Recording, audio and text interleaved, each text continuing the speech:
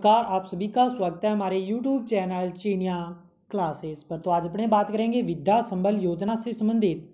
यदि आप भी चाहते हो कि आप सरकारी स्कूल में एक शिक्षक के तौर पे अध्ययन करवाएं तो आपका ये सपना सच हो सकता है, क्योंकि राजस्थान में विद्या संबल योजना के तहत 93,000 पदों पर बेरोजगार युवाओं को रोजगार दिया जाएगा। इसके अंतर्गत बहुत अच्छी सैलरी भी आपको मिलने वाली है। 21,000 से लेकर के और 30,000 रुपये तक आपको पर मंथ सैलरी है वो दी जाएगी।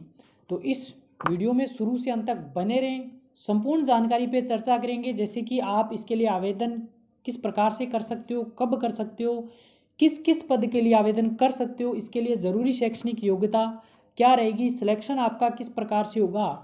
तो वीडियो में बने रहें, संपूर्ण जानकारी आपको प्राप्त होने वाली है। वीडियो को लाइक कर दें, शेयर कर दें और चैनल पे नए हो तो चैनल को सब्सक्राइब कर लें, घंटी दबा दें और हमसे जुड़े रहें ताकि आपको इसी प्रकार की उपयोगी और नवीनतम अपडेट हमारे चैनल के माध्यम से समय समय पर उपलब्ध होती रहे। तो शुरू करते हैं आज की अपनी वीडियो, जिसमें कहा गया है विद्या संबल योजना में अब 93,000 पदों पर बेरोजगारों को लगाएंगे गेस्ट फैकल्टी, यानी कि एक मेहमान शिक्षक के तौर पे आपको स्कूल में लगाया जाएगा, जहाँ पे आपको बच्चों को पढ़ाना होगा और यहाँ पे आपको बहुत अच्छी सैलरी भी दी जाएगी। तो अब देखते हैं इसके लिए ऑफिशियल नोटिफिकेशन। कार्यालय निदेशक माध्यमिक शिक्षा राजस्थान बीकानेर के द्वारा ऑफिशियल नोटिफिकेशन या विज्ञप्ति है वो जारी की गई है। इसमें कहा गया है राजस्थान के विद्यालयों में शिक्षकों के रिक्त पदों पर विद्या संबल योजना के अंतर्गत पात्र अभ्यर्थियों को गेस्ट फैकल्टी के रूप में लगाया जाना है, ये इसके अंतर्गत कहा गया है। अब देखिए इसके लिए कौन से पदों के लिए आवेदन है वो मांगे जाएंगे या फिर भर्ती है वो की जाएगी। तो सबसे पहले व्याख्याता विभिन्न विषय, यानी कि जो स्कूल की रिक्वायरमेंट है लेक्चरर पद के लिए, यानी कि जो पद खाली है उसके अकॉर्डिंग स्कूल में लेक्चरर की भर्ती है वो की जाएगी या गेस्ट फैकल्टी के तौर पे अभ्यर्थियों को मौका दिया जाएगा।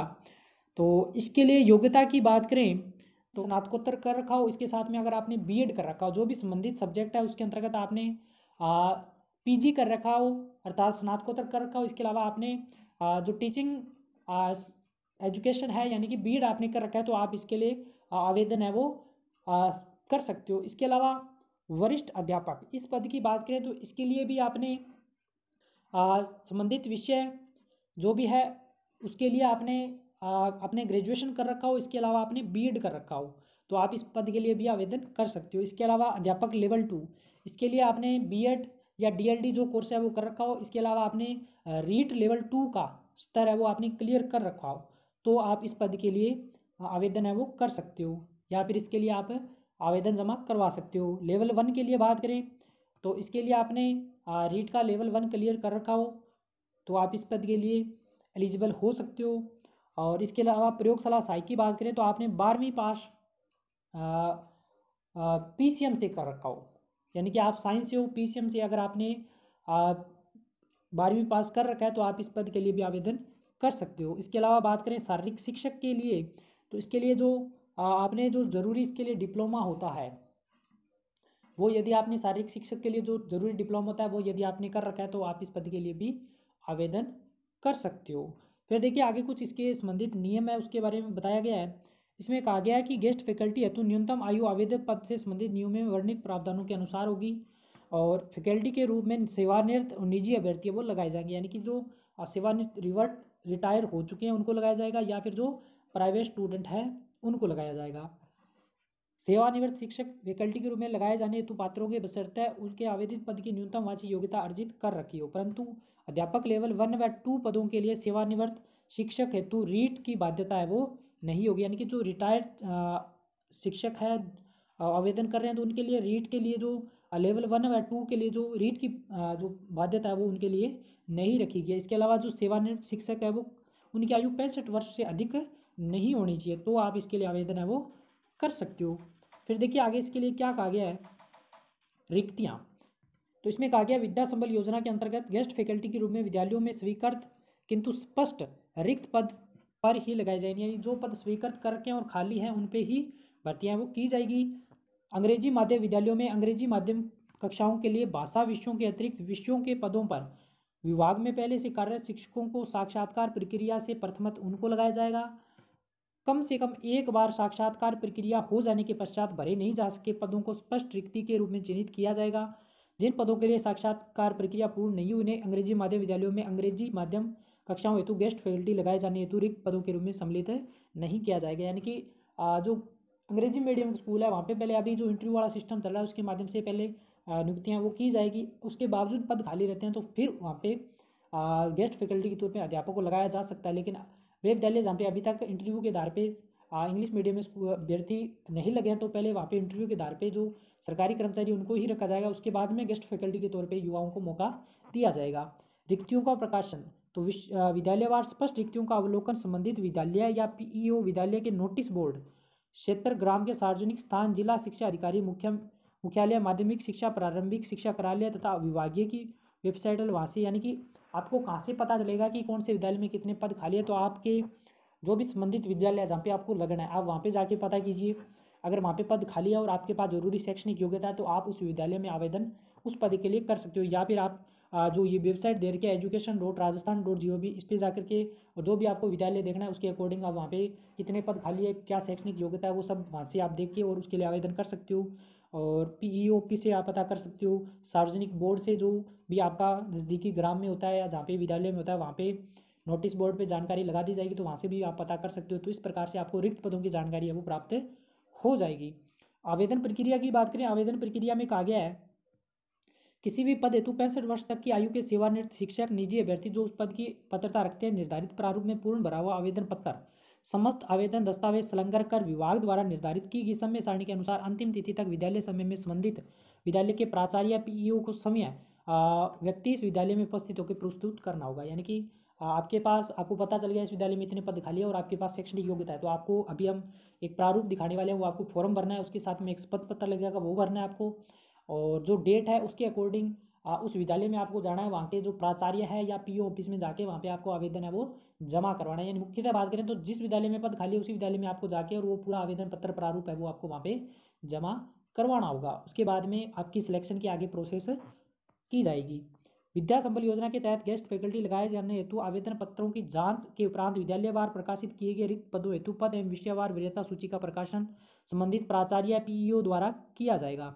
वरीयता सूची पद की वांछित न्यूनतम शैक्षणिक योग्यता के प्राप्तांकों का 25 यानी शैक्षणिक योग्यता के आपके जो नंबर है वो 75% रखे जाएंगे और पर शैक्षणिक योग्यता के 25% अंकवार जोड़कर यानी इसके आधार पे आपकी मेरिट है वो बनाई जाएगी।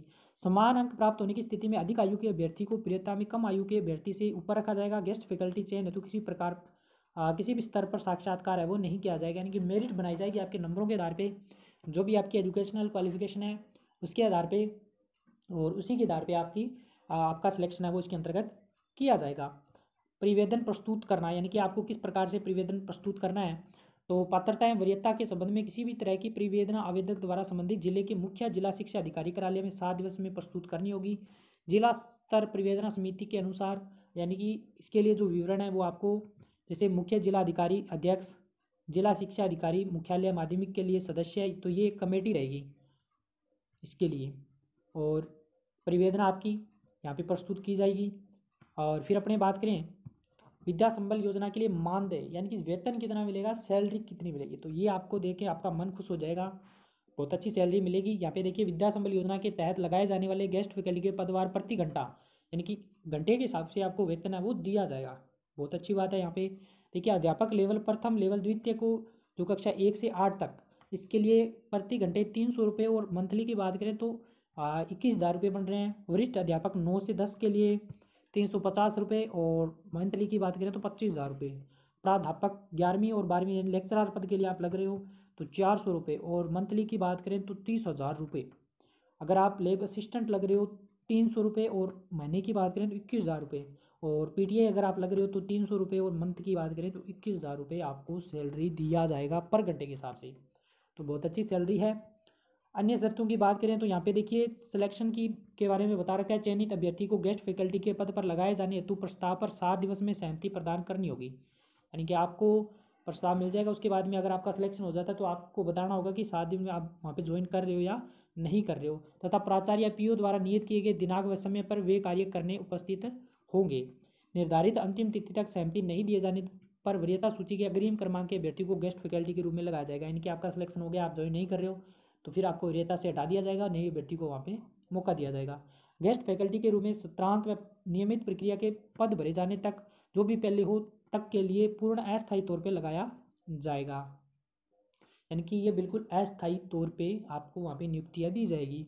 गेस्ट फैकल्टी के रूप में लगाए जाने हेतु निजी अभ्यर्थी सेवानिवृत्त शिक्षकों को उन्हीं दिशा निर्देशों के अधीन रखा जाएगा जो कि वित्त विभाग के परिपत्र 30/3/2021 में वर्णित है। तो वो आप देख सकते हो ऑफिशियल साइट पे।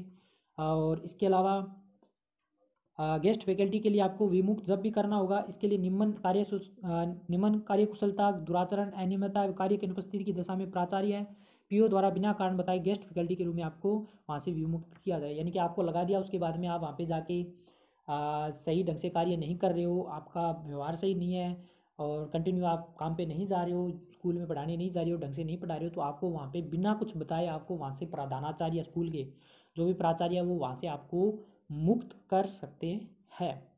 फिर अपने बात करें टाइम टेबल की, किस प्रकार से आप आवेदन करना है, कब करना है। तो देखिए, सबसे पहले विज्ञप्ति एवं रिक्तियों का प्रकाशन है वो 1/11/2022 तक हो जाएगा।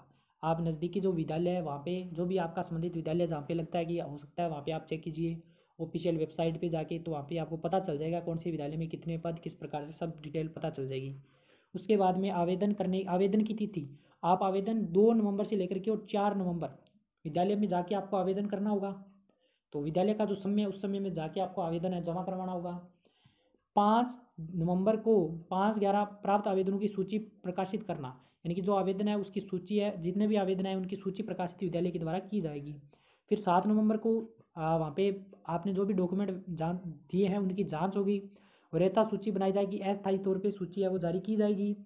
उसके बाद में 9/11 को ऑब्जेक्शन है वो भी मांगे जाएंगे और 10/11 को अंतिम वरीयता सूची यानी कि फाइनल सूची है वो वहाँ पे मांगी जाएगी, क्योंकि जो भी डॉक्यूमेंट जमा करवा रहे हैं उसमें कोई कमी है या वहाँ पे कुछ पूर्ति की जाएगी। उसके बाद में पहले अस्थायी जारी होगी सूची, उसके बाद फाइनल सूची है वो मेरिट है वो जारी की जाएगी। और उसके बाद में मूल दस्तावेजों की जांच होगी। 11 नवंबर को मूल डॉक्यूमेंट की जांच होगी। तो ये पूरा कार्यक्रम इस टाइम टेबल के अनुसार रहेगा। तो आप इस डेट को ध्यान के आप 2 तारीख से लेकर के और 4 तारीख के बीच में जो भी आपका संबंधित विद्यालय है जहाँ पे भी आपको लगता है पद खाली है, तो उसके अकॉर्डिंग आप उस विद्यालय में आवेदन पत्र जमा करवाएं।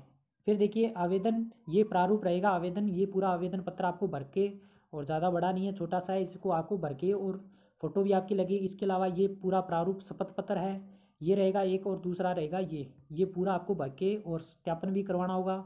फिर आपको ये दोनों तीनों लेके और जो भी डॉक्यूमेंट है वो आपको जमा करवाने होंगे। तो ये पूरा प्रोसेस इसके अंतर्गत रहेगा। तो उम्मीद करता हूँ सब चीज़ आपको अच्छे से क्लियर हुई होगी। अगर आपको ये ऑफिशियल नोटिफिकेशन, आवेदन पत्र, इसके शपथ पत्र सब PDF चाहिए तो आप हमारे टेलीग्राम ग्रुप चीनिया क्लासेस को ज्वाइन कर लीजिए, जिसका लिंक वीडियो के डिस्क्रिप्शन में दिया हुआ है। वहाँ से आपको PDF के रूप में सब चीज़ें मिल जाएगी। तो कोई भी क्वेश्चन है कमेंट करके पूछ सकते हो। वीडियो को लाइक कर दें, शेयर कर दें और चैनल को सब्सक्राइब कर दें। मिलेंगे नई वीडियो में नई जानकारी के साथ, तब तक धन्यवाद।